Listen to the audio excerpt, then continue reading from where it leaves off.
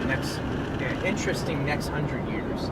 You know, either we could do something really awesome, or we could just kind of bungle it. You know, and it's really up to the people here to demand that something great happens.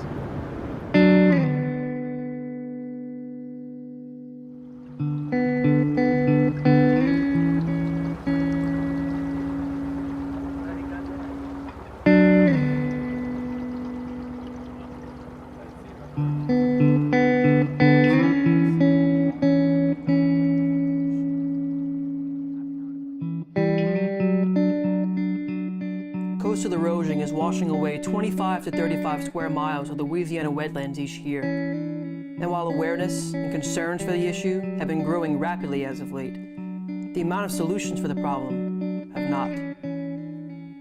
Most of the few solutions proposed were either extremely large-scale billion-dollar projects, such as diverging the Mississippi River, or less expensive projects that have been plagued with design and engineering flaws, leaving them non-operational. The need for an effective, environmentally friendly, and low-cost project have become paramount in the battle against coastal erosion. Our team went to Venice, Louisiana to search for an alternative solution to this problem.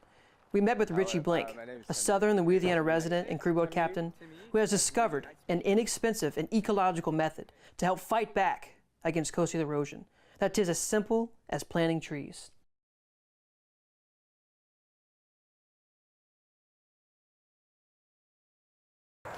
So these taller trees, these are 2-year-old saplings that I get from the state Ag and Forestry Department, and you know, it's pretty straightforward to plant them. I have a dibble. It's like a narrow shovel, and the ground is so soft. I just throw the shovel down and move it aside, and you know, take a tree and shove it in the hole. So they come. They call this bare root the way they come, and you can, you know, say this is 200 trees right here, and it doesn't really look like it. You know? So they're pretty straightforward to plant, but this is over with for the state. You know, they don't do this anymore. It's hard to get them. I guess they cut the funding for it. So I've been collecting my own cypress seeds right here, and inside one of these cones is you know, about 30 or 40 little seeds. You know, each one of these little wedges is a little seed, so there's quite a few individual seeds per cone. But the germination process takes a while. You have to let these soak in water for about a month or so to kind of soften them up, and then they'll be ready to germinate. So I'm going to try and get these going for the spring. You know, I have some trees in the backyard that are in the ground, kind of various states. If you want to check those out.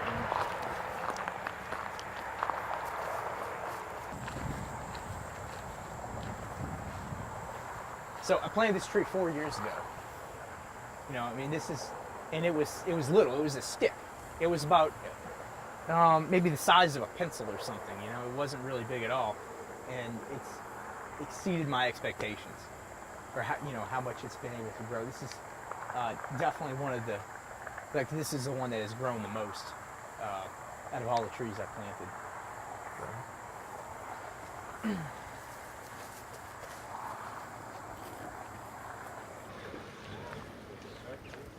Yeah, right, getting back here. We asked Richie to bring us down the Mississippi River Delta to Tiger Pass in order to show us his tree planting method in progress.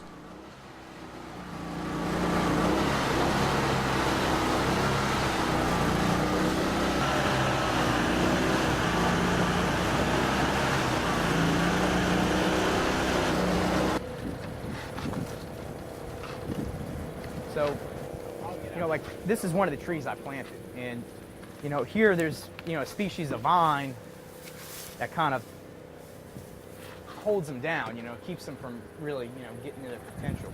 So, I mean, it's a lot of challenges. But over here, there's one that's doing pretty well. This one right here looks like it's doing pretty well. You know, like when I planted this one, it was probably about the size of a pencil, and it may have been, you know, 2.5, 3 feet high. So, I mean, I'm getting some growth out of them, but, like, you know, when the vines cover them up, you know, that really kind of holds it back. I'll trim the bottom branches you know, and that way, you know, it's kind of, you know, like this little branch right here, you know, I'll trim some of these smaller branches down low. That way the tree focuses its energy on growing vertical instead of horizontal. And I found that that's helped a lot. I've increased growth, you know, 6 or 8 inches a year by doing that, you know, to some of the trees, because they would get a big base and they would get real bushy, but they didn't want to get tall. And that way I kind of forced them to get tall, you know. So I don't know if you can see right here where something has been chewing on it. This is probably a Nutra. You know, see, he can't chew right here because of the mesh. So, you know, he said, you know, they'll sharpen their teeth. You know, their teeth can grow throughout their lifetime, so they try and wear their teeth down on something hard like these trees. So, but this spring I'll come and I'll cut some of these lower branches to encourage the vertical growth, and I'll remove the you know, the wire mesh. I didn't know it was that simple to you know, just to cut off the sides so it can keep on, you know. Yeah, I mean, you know, and I learned that, you know, I learned that from a guy in Croatia. You know, he was doing that with fruit trees, you know, and, you know, he's like, this is how you get them to grow taller. I'm like, they'll be more established, you know. If it gets taller, you know, it's just, you know, growing more in general, growing vertically. And then, you know, after they get tall, you could let them, you know, get bushy at the bottom because they'll already be established on their own. It's like the first 2 years that are really hard on the trees out here. You got to kind of babysit them. You know, you have to have that wrap on them. You know, you really got to trim them well. You know. Does the more vertical the tree grows, does that make the roots grow more and kind of help? Definitely. You know, Okay. cypress have a tap root, and then they have, you know, like the cypress knees. They call them pneumatophores. Back in the day, they used to think that that's how the trees breathe, but you know, in the, you know, the really soupy soil.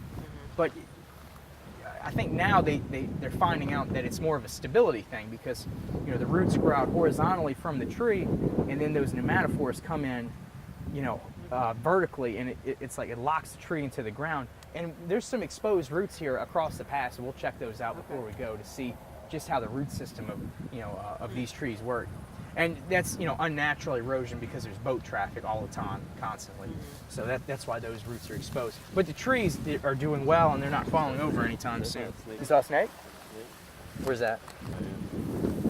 Oh, hello. Y'all see the wildlife? It's late in the year, man. All right, let's get out of here before we end up lunch.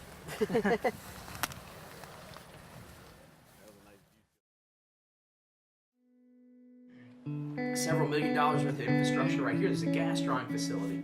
You know, all this, you know, land, you know, when, you know, planted with trees, it would knock down waves, you know, when a tropical event comes, you know, like a hurricane, you know, it's just simple delta management, you know. I mean, it's not like it's, you know, not anything that hasn't been done. It's not anything radical.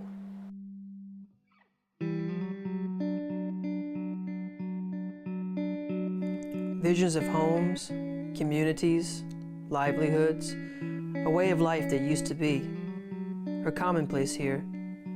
The memories of these past lives are as abundant as the water that has consumed them. Through our own neglect, have we abandoned a vital culture and economically thriving community of our own people and forced them out of their homes? Or can the roots of these trees hold the land and the people together?